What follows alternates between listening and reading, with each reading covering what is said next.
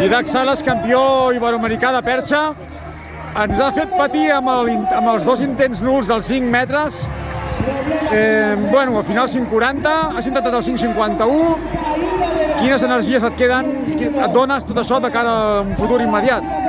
Ha sigut un dia bastant complicat pels inicis, sobretot. Un dia en el que venia amb una lesió d'isqui un altre cop, igual que la pista coberta ho explicava abans.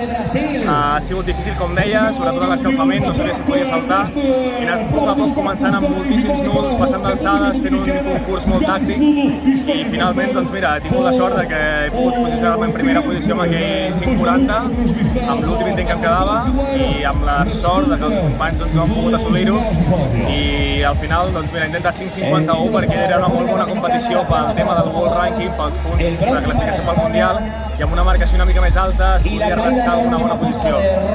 Ara toca recuperar i esperar la següent competició, potser esperaré una miqueta per fer-la, per, com ja et dic, recuperar aquesta lesió. Doncs que s'arregli del tot el dels isquios i que vagis cap amunt. Molta sort. Moltes gràcies.